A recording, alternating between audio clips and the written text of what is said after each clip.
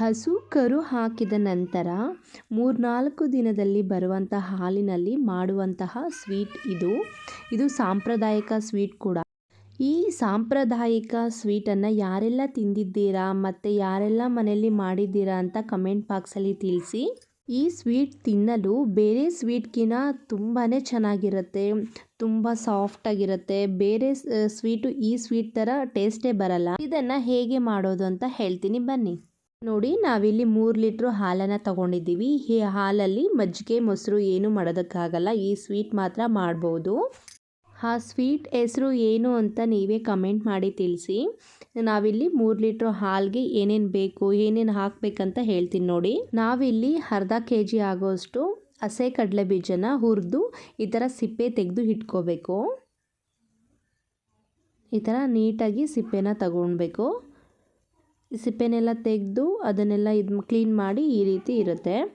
ಅದಾದಮೇಲೆ ಅರ್ಧ kg ಅವಲಕ್ಕಿನ ತಗೋಬೇಕು. 200 ಗ್ರಾಮ್ ಆಗುವಷ್ಟು ಪುರಿನ ತಗೊಂಡಿದ್ದೀವಿ.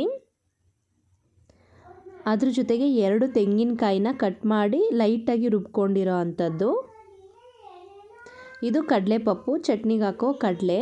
ಇದನ್ನು ಹುರಿದು ತಗೊಂಡಿದ್ದೀವಿ, ಅರ್ಧ kg ತಗೊಂಡಿದ್ದೀನಿ. ಇದು 3/4 kg ಬೆಲ್ಲ. ಇದು ಅಂಗನವಾಡಿಯಲ್ಲಿ ಸಿಗೋವಂಥ ಬೆಲ್ಲ. 7-8 ಯಾಲಕ್ಕಿನ ಚೆಚ್ಚಿ ತಗೋಬೇಕು.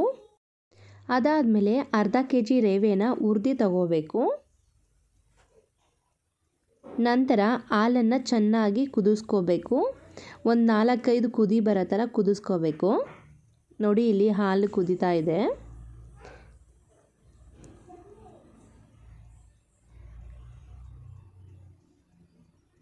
ಚೆನ್ನಾಗಿ ಹಾಲನ್ನ ಕುದಿಸ್ಕೋಬೇಕು.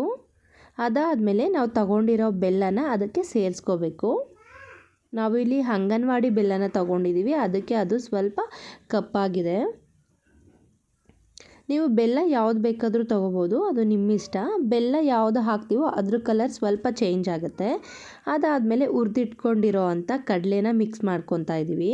ಈ ರೀತಿ ಹಾಕ್ಕೋಬೇಕು. ನಂತರ ಕಡಲೆ ಬೀಜನ ಹಾಕ್ಕೋತಾ ಇದ್ದೀನಿ. ಅದಾದಮೇಲೆ ತೆಂಗಿನಕಾಯಿನ ಈ ರೀತಿ ಹಾಕ್ಕೊಂಡು ಎಲ್ಲನೂ ಹಾಕ್ಕೊಂಡು ಮಿಕ್ಸ್ ಮಾಡ್ಕೊಳ್ತಾ ಇರಬೇಕು.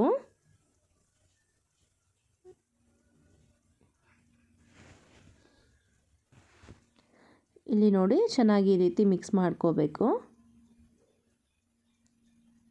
ಅದಾದಮೇಲೆ ನಾವು ನೆಕ್ಸ್ಟು ಹೇಳಿದ್ನಲ್ಲ ಕಡಲೆ ಪುರಿನ, ಆ ಪುರಿ ಕೂಡ ಈ ರೀತಿ ಹಾಕ್ಕೊಂಡು ಮಿಕ್ಸ್ ಮಾಡ್ಕೋಬೇಕು.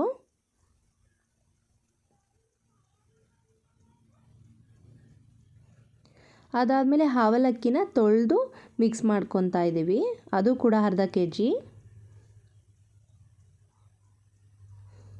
ಎಲ್ಲ ಹಾಕಿದ್ಮೇಲೆ ಚೆನ್ನಾಗಿ ಮಿಕ್ಸ್ ಮಾಡ್ಕೋಬೇಕು. ನಿಮಗೆ ಬೆಲ್ಲ ರುಚಿಗೆ ತಕ್ಕಷ್ಟು ಹಾಕೋಬೇಕು. ಇದು ಬೆಲ್ಲ ಹಾಕಿದ ತಕ್ಷಣ ನೀವು ಬೇಕಂದರೆ ಮಿಕ್ಸ್ ಮಾಡಿಕೊಂಡು ಟೇಸ್ಟ್ ನೋಡಿಕೊಂಡು ಬೇಕಂದರೆ ಬೆಲ್ಲ ಆ್ಯಡ್ ಮಾಡ್ಕೋಬೋದು. ಲಾಸ್ಟಿಗೆ ನಾವು ಇಲ್ಲಿ ರವೆನ ಹಾಕ್ಕೊಂಡಿದ್ದೀವಿ. ರವೆನ ಹುರಿದಿಟ್ಕೊಂಡು ಹಾಕೋಬೇಕು. ನೋಡ್ಕೊಂಡು ಹಾಕ್ಕೋಬೇಕು, ಜಾಸ್ತಿ ಗಟ್ಟಿ ಆಗೋ ರೀತಿ ಹಾಕೋಬಾರ್ದು.